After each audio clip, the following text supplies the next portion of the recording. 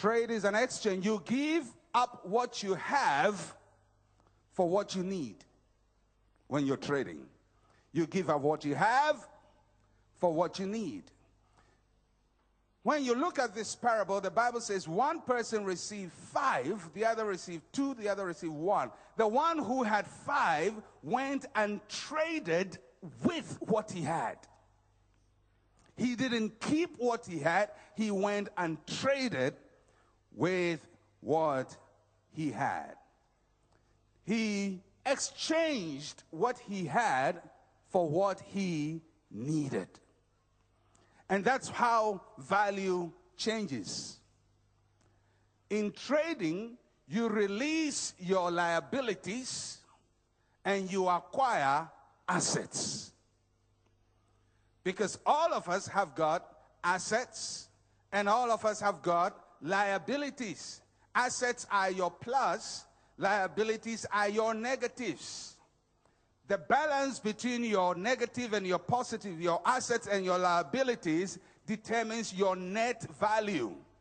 And your net value determines what you really are and what you're really worth.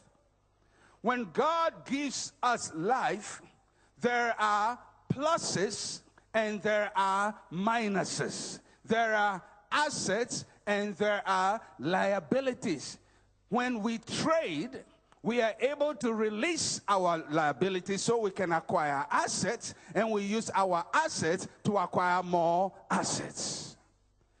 The parable here teaches us that it's not really important where you start with, but how far you can work with this dot over here, with yourself. In life, all of us start life at the beginning. All of us start on the left side. The Bible says that God has set a race before us. So there is something set before each one of us. Each one of us came to life with something set ahead of us. But not all of us are able to move to change our value as we go along.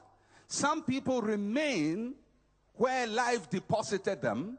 Some people actually go backwards beyond where life deposited them, and some people begin to move forward from where life deposited them. It has been found out that only 2% of those who inherited wealth were able to add to it in their lifetime. 98% of those who inherit their father's wealth destroy it. Because what you didn't create is very difficult for you to manage. In life, you manage what you develop and what you create yourself. And many people don't create, but they want to acquire. And if you didn't learn the process of creating, you wouldn't master the process of managing. We start from here, negative, or before the numbers. When you place a dot before all these numbers, you know that the difference between the one who received the 5 and the one who received the 2 and the one who received the 1 is only fractional. It's not major. That means that if somebody today was born and he was born to the richest person in the world, and somebody today was born and he was born to the poorest person in the world, you cannot use where life deposited them as the basis of where they are going in life. Because for the one who received much, he may not make any movement. But for the one who received nothing, he may make a lot of movement.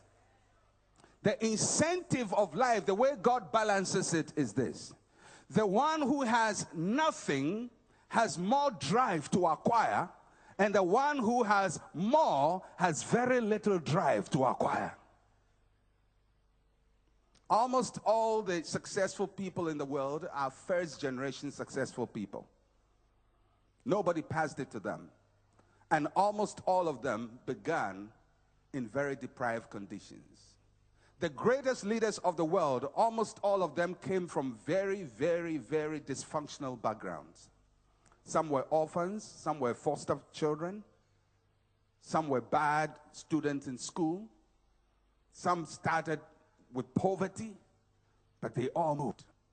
Because most of the time, when we move in life, the pressure of what is behind us moves us forward.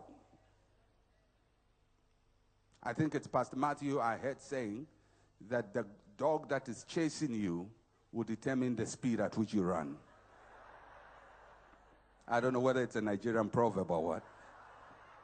But the dog that is chasing you will determine the speed at which you run. If you were born in poverty, the effort that causes you to move is stronger than the one who was born in wealth. It's simple.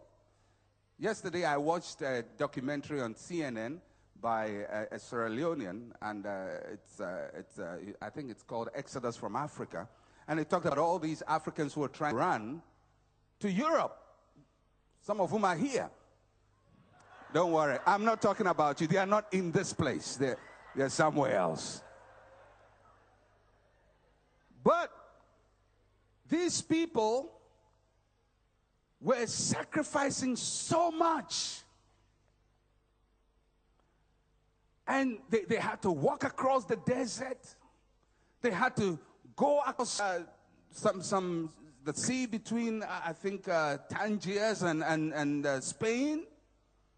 And they had to do all these things. They survived in the wilderness. They fought a lot of things. They had to suffer hunger. And why were they running and never getting tired? Why couldn't they be discouraged? It's because what was running after them was worse than what they were running into. And so the force of their past becomes a motivation. But for one who has never suffered, a little difficulty will make him relax. So in God's system of compensation, the one who starts with less has greater motivation than the one who starts with nothing. Because you see, we all have to move the dot. And wherever you locate the dot, that determines your value. Remember, in this parable, Jesus did not judge people by how much they received. He judged them by what they did with what they received. And that's what God is saying. It's not important what you receive in life. It's important what you do with what you receive in life. And if you don't like what you have, trade it. Because we are all traders in life. We're all trading. Everybody's trading. You're exchanging what we have for what we need. There is a man called Samson in the Bible. He was born with prophecy. And it wasn't a human being who prophesied, it's an angel who prophesied. Some of us had no prophecy, and all the words we heard from our childhood were negative words. This man had positive words from day one. He came from a family that loved him. He was born with prophecy, but in his life, he traded his promise for disobedience.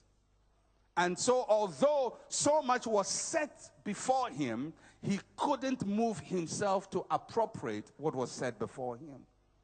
I'll give you an example. David, he was not born with promise. He was born with rejection. Nobody knew him, nobody considered him, and yet he traded his rejection for royalty. I'll give you another example. King Saul. Many people think that Saul didn't have a promise. Saul had a promise. God called him, anointed him. The Bible says he turned into another man. He became a different person, and yet he did not fulfill the prophecy on his life. Why? Because he exchanged what he had for something else. Joseph traded the prison for rulership. Esau traded his birthright for food. Jacob traded his food for royalty and for blessing. Esther traded ordinariness for royalty. Jabez traded pain for favor. Hannah traded mockery for a prophetic son. It doesn't matter what you have, you can exchange it for something better than what you have. And that's what trading is all about.